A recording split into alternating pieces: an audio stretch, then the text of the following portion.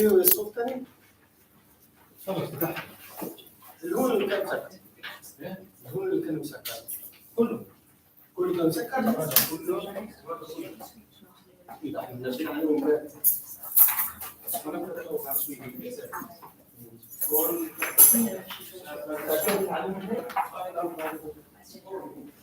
شوف احمد هناك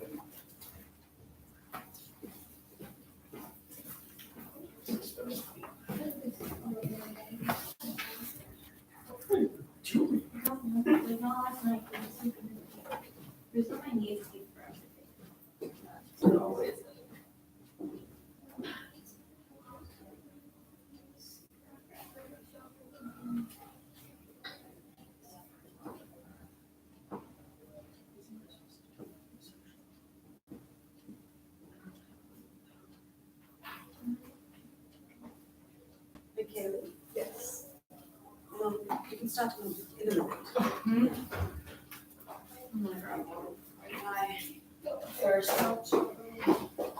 I can't walk. Oh, good luck. Monica? Not yet.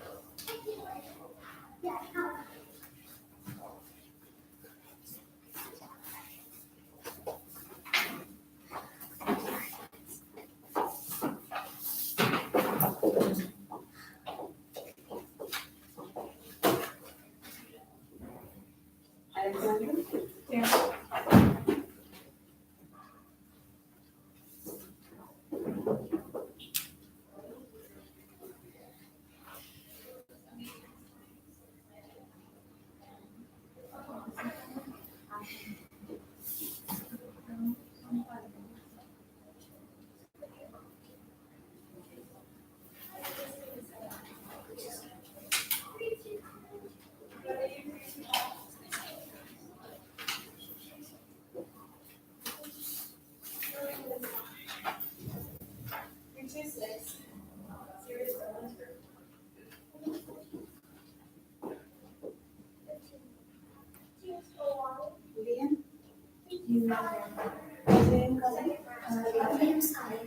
That's his voice.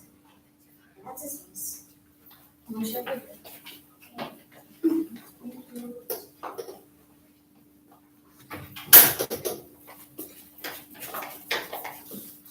Saloni? Right here.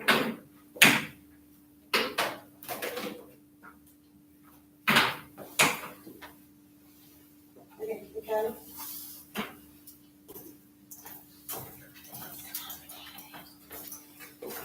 When you're ready. Charlie suffered abuse as a child because of his severe learning difficulties. He was helped, however, by a surgery that made him more intelligent and emotionally stable. In the following excerpt, Charlie is trying to reconcile with the sad realization that the surgery has stopped working and he is regressing. Flowers for Algernon by Daniel Keyes. Progress Report 17, October 3rd. Downhill. Thoughts of suicide to stop it all now while I'm still in control and aware of the world around me. But then I think of Charlie waiting at the window. His life is not mine to throw away. I've just borrowed it for a while, and now I'm being asked to return it. I must remember, I'm the only person this has ever happened to. As long as I can, I've got to keep putting down my thoughts and feelings. These progress reports are Charlie Gordon's contribution to mankind. I have become edgy and irritable. I know I should sleep, but I begrudge every second of waking time. It's not just because of the nightmares. It's because I'm afraid of letting go. October 4th. Strangest therapy session I've ever had. What happened, I don't dare call it a memory, was a psychic experience or a hallucination. I won't attempt to explain or interpret it, but I'll only record what happened. I'll tell you something. I'm sick and tired of coming here. What's the sense of therapy anymore? You know as well as I do what's going to happen. I felt myself becoming lightheaded. My mind was a blank, and I felt isolated and empty. I feel strange. It's hard to explain. A feeling I've had once or twice before, just before I fainted. A lightheadedness, everything intense, but my body feels cold and numb. I have the feeling that Charlie is close by. My eyes are open, I'm sure of it, and yet I see a blue-white glow from the walls and the ceiling, gathering into a shimmering ball. Now it's suspended in midair, light forcing itself into my eyes and my brain. Everything in the room is aglow. I have the feeling of floating, or rather, expanding up and out, and yet, without looking down, I know my body is still here on the couch. Is this a hallucination? Charlie, are you all right? I shook my head. I'm all right. I think maybe that's all for today. I got up and swayed as I regained my perspective. Not only for today, I don't think I should have any more sessions. I don't want to see you anymore. October 5th. The doctor sent for me again this morning. To see what's happening deep down? What do you expect to find? I must have looked upset because he started to back off. We don't have to. You're here voluntarily. If you don't want to. That's all right. Go ahead. Deal out the cards, but don't tell me what you find out. You didn't have to. It's not valid. I know what you're looking for. I know the kind of responses I'm supposed to have to create a certain picture of what my mind is like. All I've got to do is... He looked up at me. Wait. All I've got to do is... But then it hit me, like a fist against the side of my head, that I didn't remember what I had to do. It was as if I'd been looking at the whole thing clearly on the blackboard of my mind, but when I turned to read it, part of it had been erased, and the rest didn't make any sense. At first, I refused to believe it. I went through the cards in a panic, so fast that I was choking on my own words. I wanted to tear the inkblots apart, to make them reveal themselves. Somewhere, in those inkblots, there were answers I had known just a little while ago. Not really in the inkblots, but in the part of my mind that would give form and meaning to them, and project my imprint on them. And I couldn't do it! I couldn't remember what I had to say. All missing. That's a woman! On her knees washing the floor. No, it's a man holding a knife! And even as I said it, I knew what I was saying, and I switched away and started off in another direction.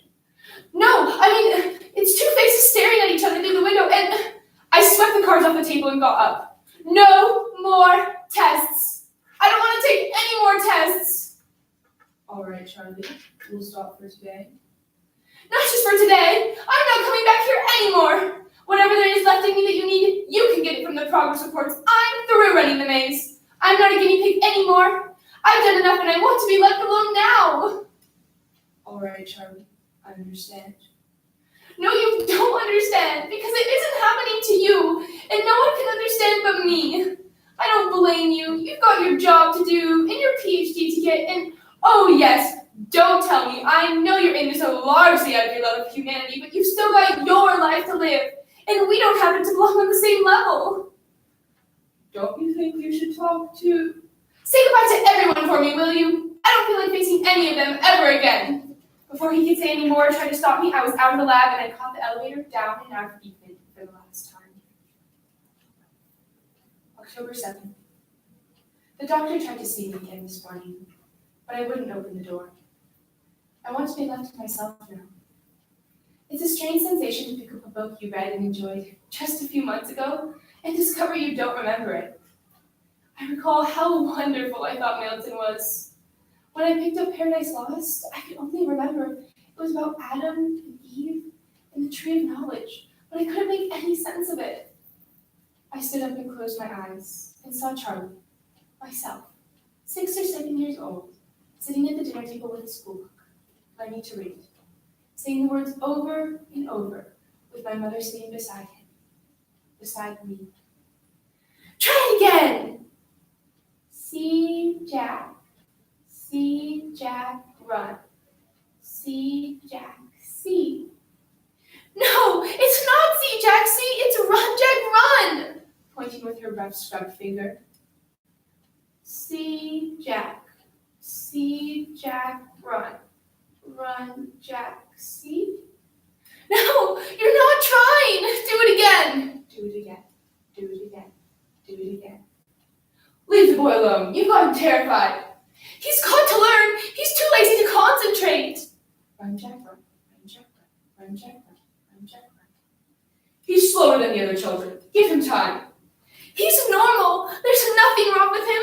Just lazy. I'll beat it into him if I have to. I'm Jackman. I'm Jackman. I'm Jackman. I'm Jackman. And then, looking up from the table, it seems to me I saw myself through Charlie's eyes, holding Paradise Lost. And I realized I was breaking the binding with the pressure of both hands, as if I wanted to tear the book in half. I broke the back of it, ripped out a handful of pages, and flung them and the book across the room to where the broken records were. I let it lay there. Its torn white tongues were laughing because I couldn't understand what they were saying. I forgot to try to hold on to some of the things I've learned.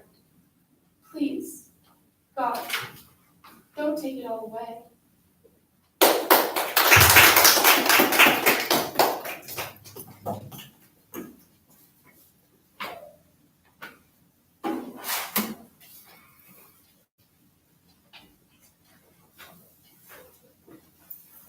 Where'd they go?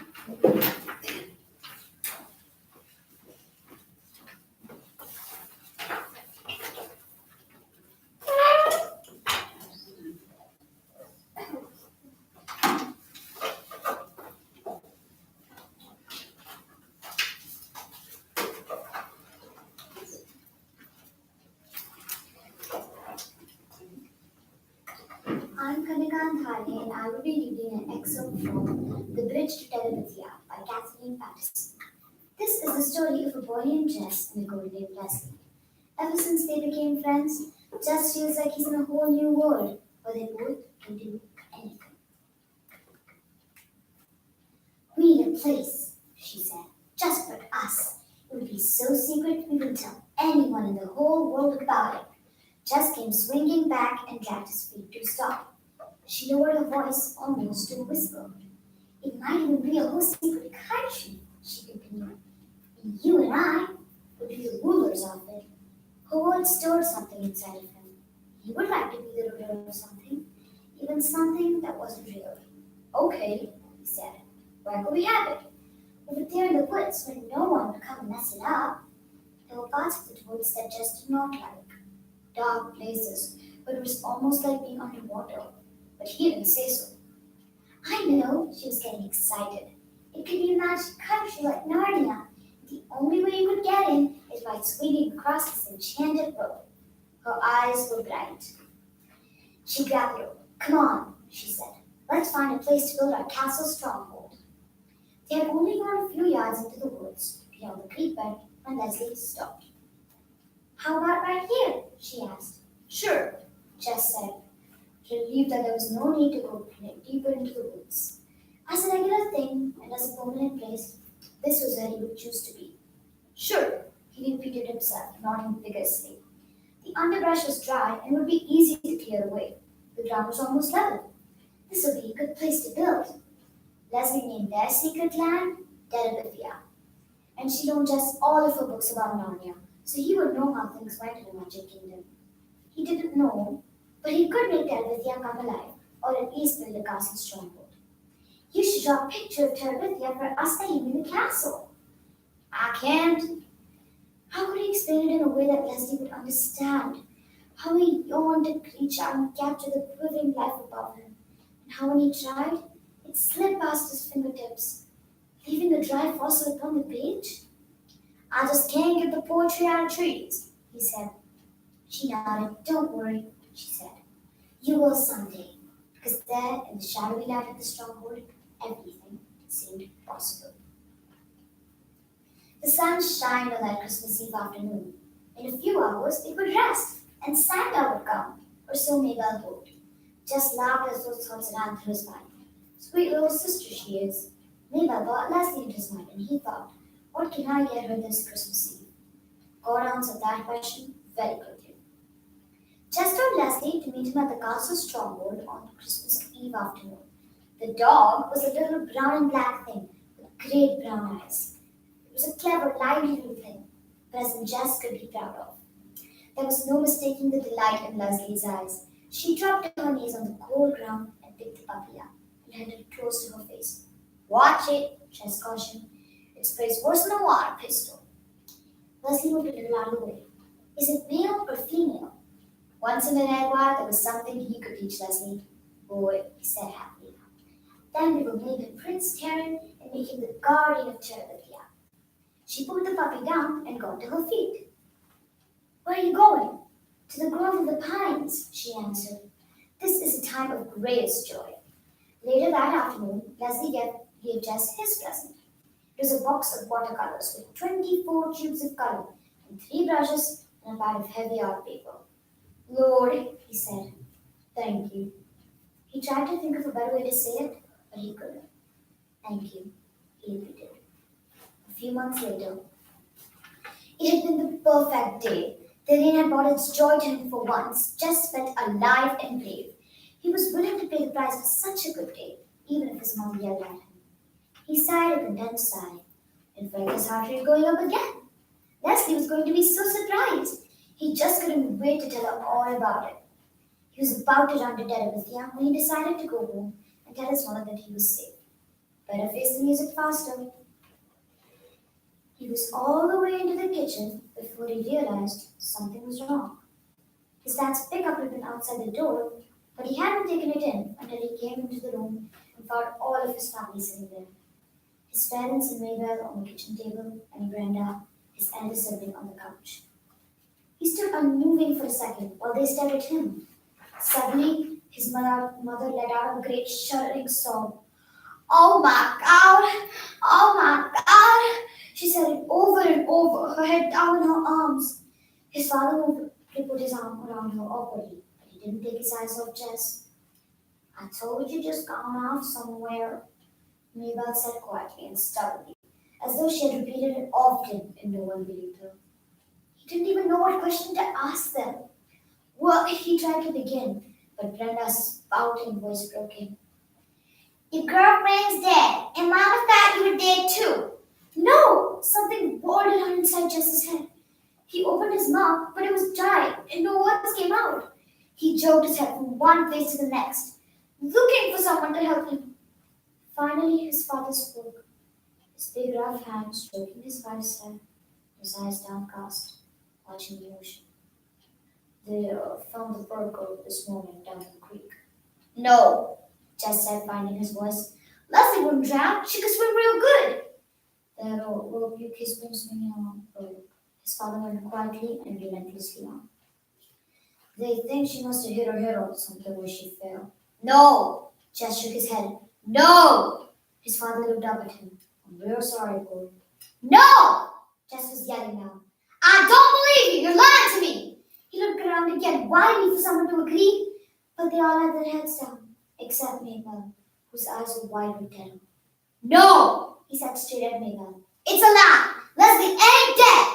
He turned around and ran out the door, letting the scream back sharply against the house. He ran down into the gravel on the main road and then started running west. An approaching car beeped and swerved and beeped again, but he hardly noticed. Leslie, dead, rope, broke, fell. The words exploded in his head and had gone against the sides of a papa. God, dead. Leslie, dead. He ran until he was stumbling, but he kept on, afraid to stop, knowing that somehow running was the only thing that could keep Leslie from being dead. It was up to him. He had to keep going. Thank you.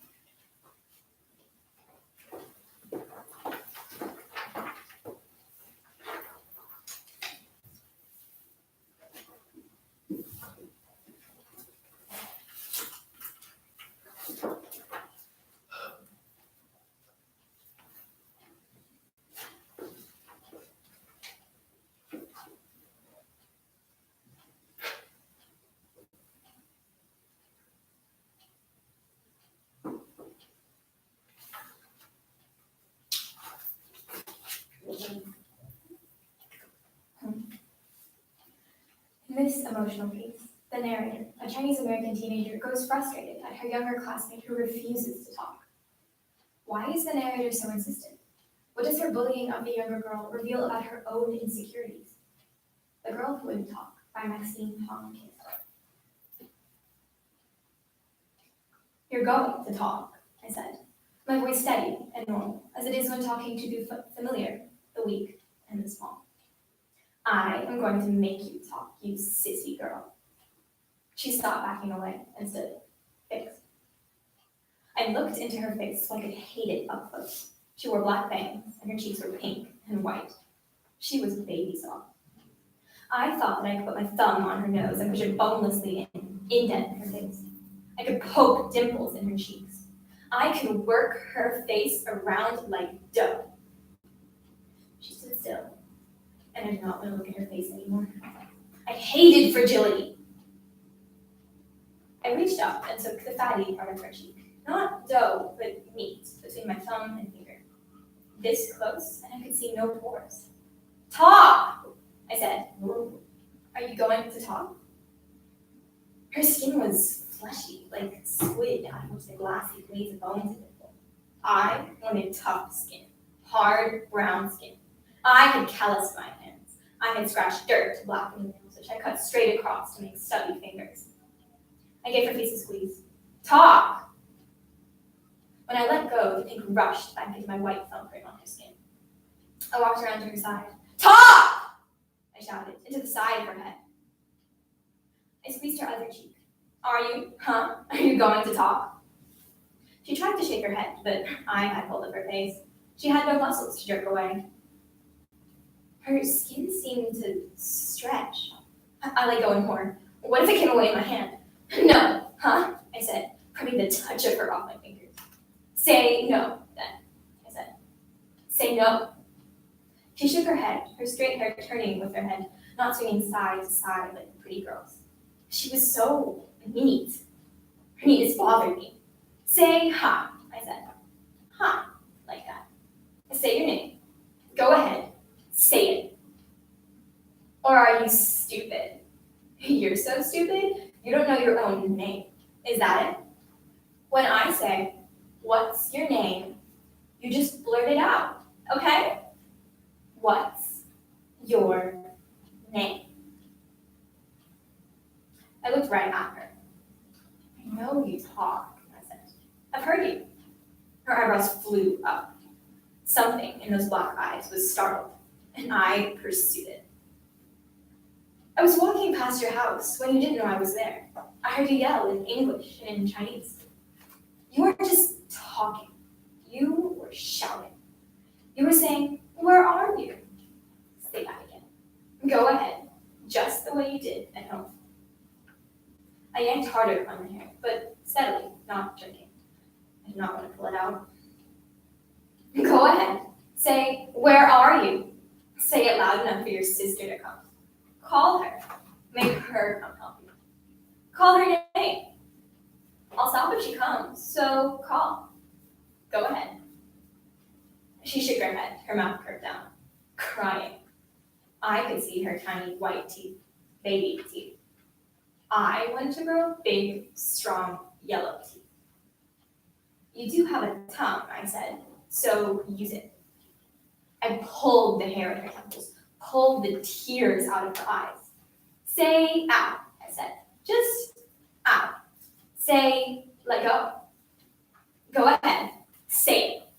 I'll honk you again if you don't say let me alone. Say leave me alone, and I'll let you go. I will. I'll let you go if you say it. You can stop this anytime you want to, you know. All you have to do is tell me to stop. Just say stop. You're just asking for it, aren't you? You're just asking for another honk. Well, then, I suppose I'll have to give you another honk. Say no. But she didn't. I had to pull again and again. Sounds did come out of her mouth. Sobs, chokes, noises that were almost words. Snot ran out of her nose. She tried to wipe it on her hands, but there was too much of it. She used her sleeve. You're disgusting, I told her. Look at you, snot streaming down your nose. And you, won't say a word to stop it. You're such a nothing. I moved behind her and pulled the hair growing out of her weak neck. I let go. I sat silent for a long time. Then I screamed, "Talk!"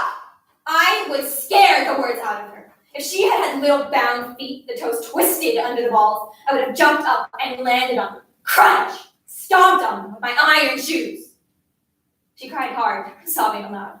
"Cry, Mama," I said. "Come on, cry, Mama. Say, stop it." Far away, coming from the edge of town, I heard whistles blow. The cannery was changing shifts, letting out the afternoon people, and still we were here at school. It was a sad sound, work done. There was lonelier after the sound died.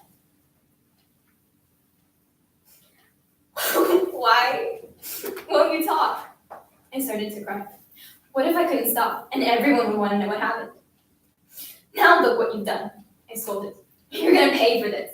I want to know why. And you're going to tell me why. You don't see I'm trying to help you out, do you? Do you want to be like this? Dumb. Do you know what dumb means your whole life? Don't you want to be a cheerleader or a pom-pom girl? What are you going to do for a living? Yeah, you're going to have to work because you can't be a housewife. Somebody has to marry you before you can be a housewife. And you are a plant. Do you know that? That's all you are if you don't talk. If you don't talk, you can't have a personality. You have no personality and no hair. You forgot to let people know you have a personality and a brain. You think somebody's gonna take care of you all your stupid life? You think you'll always have your big sister? You think somebody's gonna marry you? Is that it? Well, you're not the type that gets dates, let alone gets married. Nobody's gonna notice you. And you have to talk for interviews, speak right up in front of the boss. Don't you know that? You're so dumb. Why do I waste my time on you? Sniffling and snorting, I couldn't stop crying and talking at the same time. I kept wiping my nose on my arm, my sweater lost somewhere. Probably not worn because my mother said to wear a sweater. It seemed as if I had spent my life in that basement, doing the worst thing I had yet done to another person. I'm doing this for your own good, I said. Don't you dare tell anyone I've been bad to you. Talk! Please talk!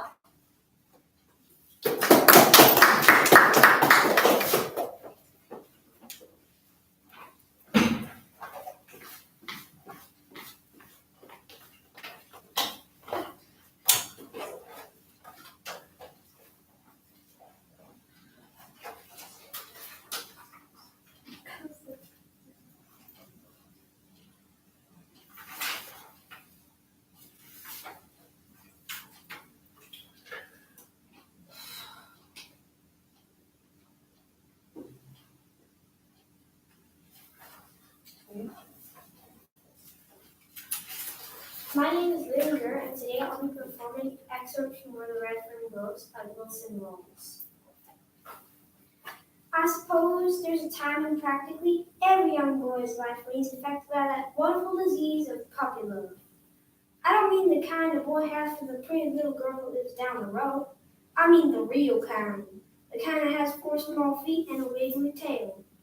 There I was, sitting right in the middle of the finest hunting country in the world. And I didn't even have a coon dog. Just when I'd given up all hope of ever owning a coon hound, something wonderful happened. It all started one day while I was hoeing corn down in our field close to the river. Across the river, a party of fishermen had been camped for several days. They usually left all sorts of things behind. On that day, my life was changed because of that Sports News magazine. On the back page of the magazine, I came to the for sale section. Dog for sale. Every kind of dog. Far down in the right-hand corner, I found an ad that took my breath away. In small letters, it read, "Registered regular coonhound pups, $25 each." $50? How could I ever get $50? I knew I couldn't expect help from Mom and Papa, so there I was on the banks of the Illinois River in the cool shade of the tall white sycamores. I asked God to help me get 2 hound pups. It wasn't much of a prayer, but it did come straight from the heart. All through that summer and the next, I worked with heart, courage and determination to earn my money. My grandfather said he would order pups for me if I earned the money. Finally, the great day came. The long, hard grind was over. I had it, my $50. I cried as I counted it over and over. Grandpa was dumbfounded. He looked at me and looked at the pile of coins. Where'd you get all this? I told you, Grandpa, I was saving my money so I could buy 2 hound pups, and I did. How long have you been saving this? 2 years. 2 years? Well, son, it's your money. You work for it, and honestly, we're going to get you those dogs. A few weeks later, I had to travel to the Tahlequah, Kentucky depot to get my dogs. The kind of station master wrote me over 200 boxes. You want a box and all? I ain't gonna carry them. I think they're a little too young to follow. Well, there they are. What do you think of them? I knelt down and gathered them in my arms. I buried my face between their wiggling bodies and cried. Well, there you are. Goodbye and happy hunting. I noticed the boy dog's muscles were knotted and wrinkled under his velvety skin. I saw right away he was bold and aggressive. The girl pup was small and timid, but I didn't have to look twice to see what she lacked in power. She made up for in brains. I knew I had a wonderful combination. Months passed as Billy carefully trained Old Dan the little lamb. He taught his dogs every trick he knew and any new ones he heard about. It did not matter if they were on land or in the water. It was as if they could read Billy's mind. By coon hunting season, they were ready. Pelt after pelt, they worked as a pair and never forgot their trade. Before long, Billy qualified for a coon hunting championship and won. Although the winning of the cups and the money was a big event in my life, it didn't change my hunting. I've been hunting the river bottoms hard for about 3 weeks. One night, I decided to go back to Cyclone Timber Country. The dogs struck a trail on the outside of the ridge and there. I saw them 2 burning yellow eyes staring at me from the shadowy foliage of a tree. I stopped, petrified with fear. The deep baying of Old Dan stopped and the silence closed in. There was a low cough and a deep growl from the mountain lion. I saw him crouch. I knew it was coming. With a blood-curdling scream, he sprang from the tree with claws outspread and long yellow fangs bared. Old Dan didn't wait. Rearing up on his hind legs, he met the lion in the air. The impact of the 2 bodies took the lion off balance. Blue Land darted. Her aim was true. Heard the snap of her steel-trapped jaws as they closed on his throat. With a squall of pain and rage, the big cat rolled over on his side, dragging Blue Land with him. His right paw reached out and curved over his shoulder. Screaming like a madman with tears running down my face, I hacked and chopped at the big snarling mountain cat with my double-bitted axe.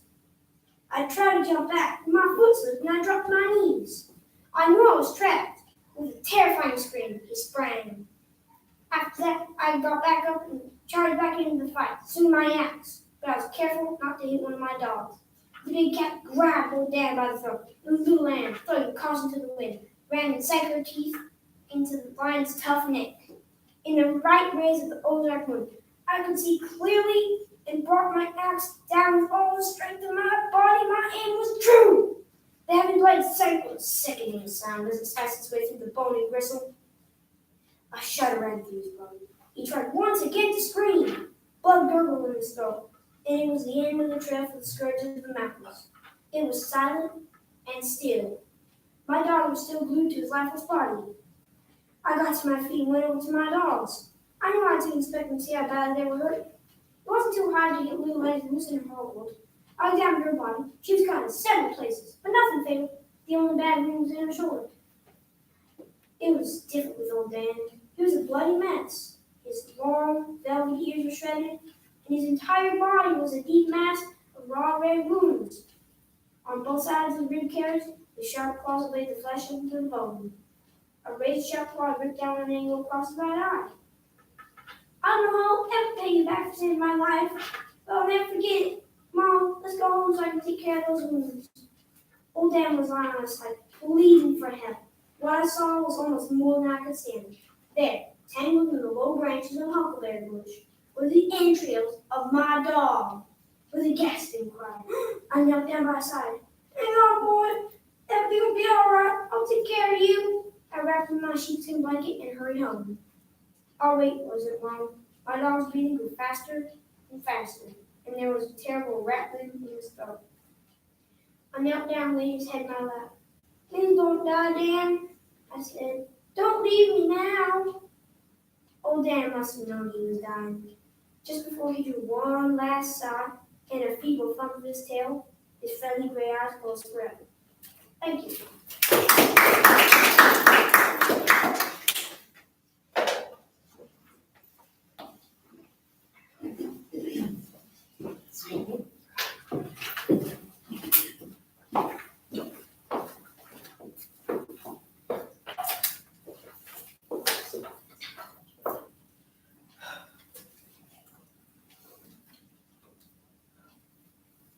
In this piece, as narrator Iron, she struggles to come to terms with her relationship with her now-grown daughter Emily, the childhood illnesses, the separation anxiety, and Emily's missed potential. Here, she tries to reconcile the childhood Emily with the young woman she has now become. I Stand Here Ironing by Tilly Olson. I stand here ironing, and when you asked me, was tormented back and forth with the iron. I wish you would manage the time to come in and talk with me about your daughter.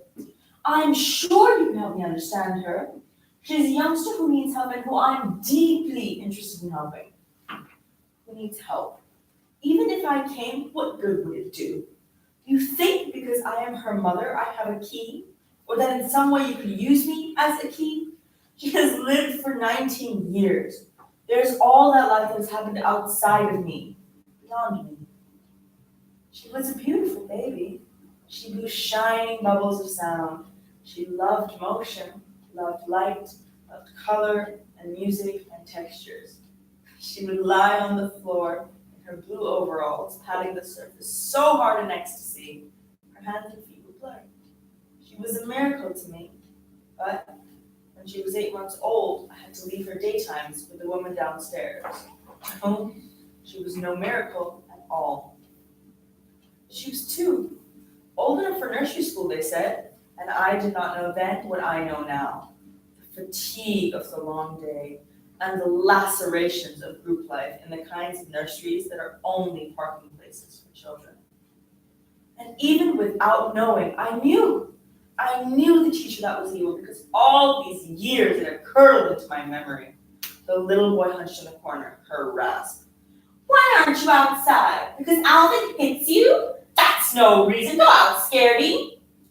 I knew Emily hated, even if she did not clutch and implore, don't go, Mommy, like the other children. She always had a reason why we should stay home. Mama, you look sick. Mama, I feel sick. Mama, the teachers aren't there today. They're sick. Mama, we can't go. There was a fire there last night. Mama, it's a holiday today. No school. They told me.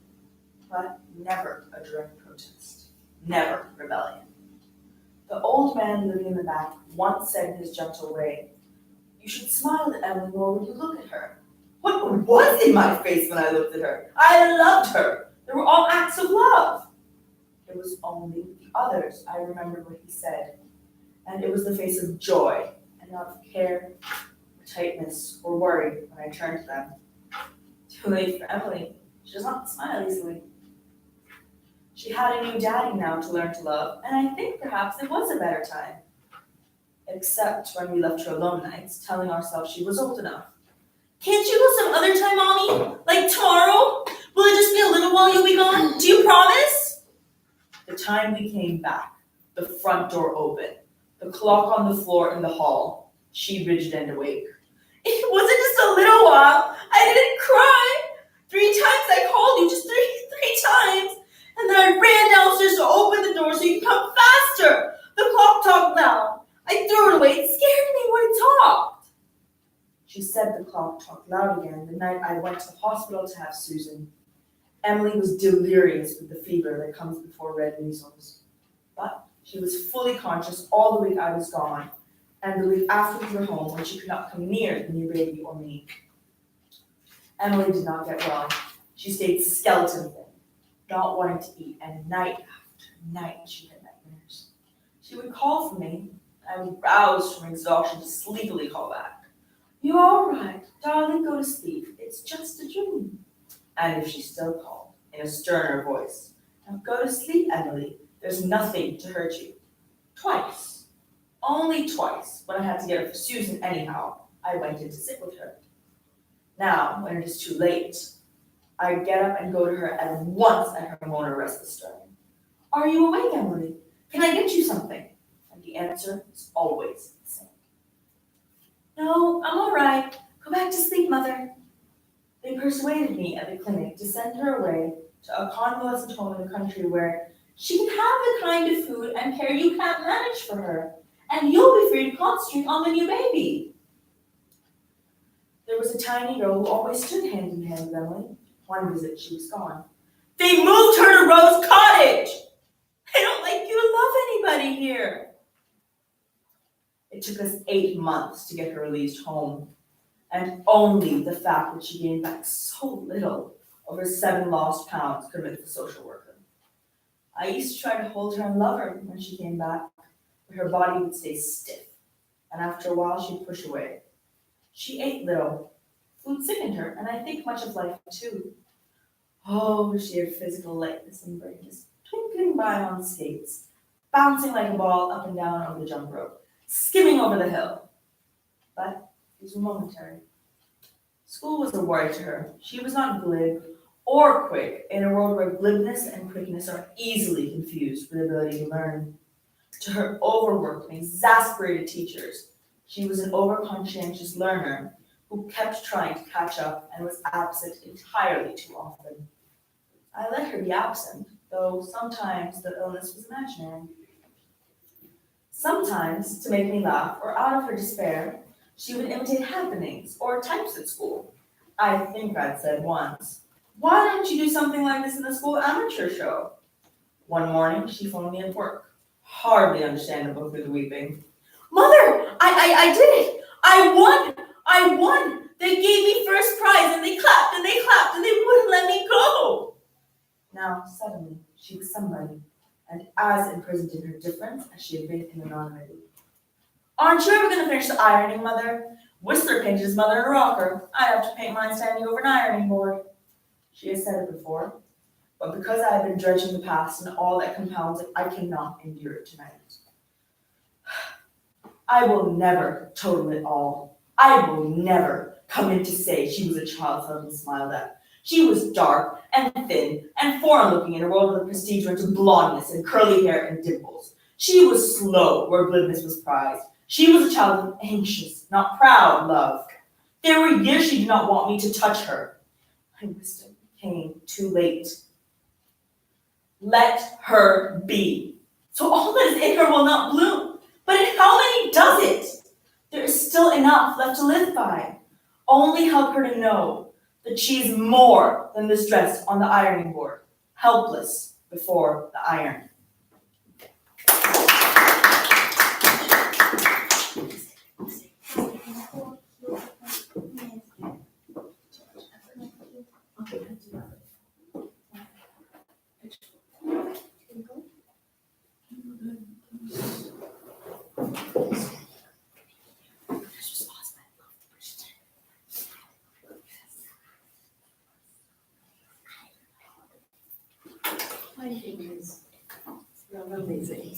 Thank you. Next, what?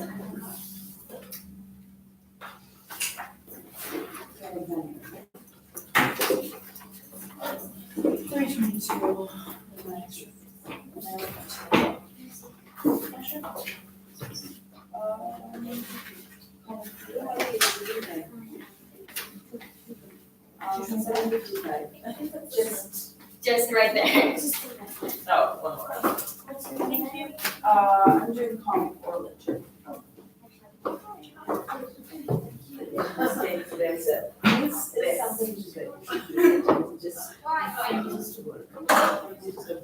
Oh, yeah. I mean, ever see that? I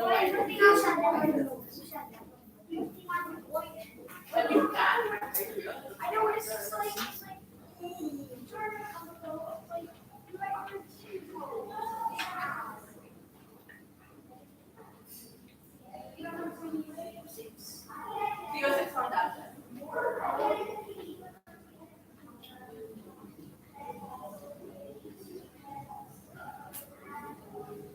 By the end, last round of the game, last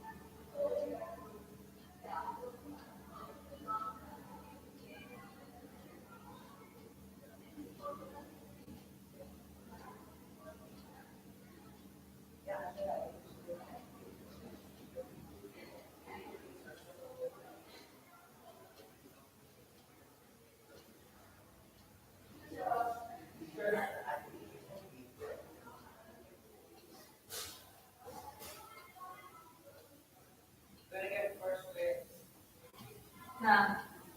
But at least, oh yeah, I didn't got first or second. Right, but the one was Then what they want them.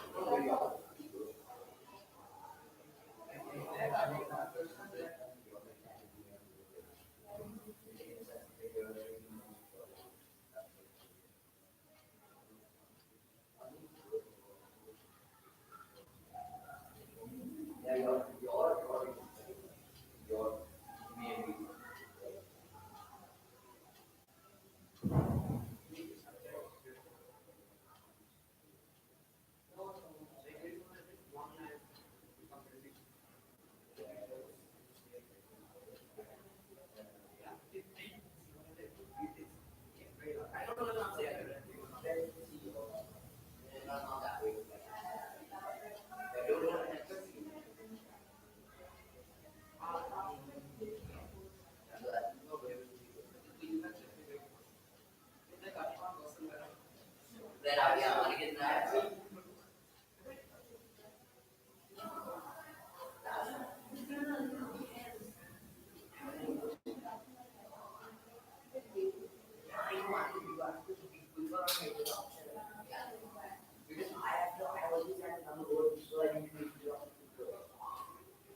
Remember?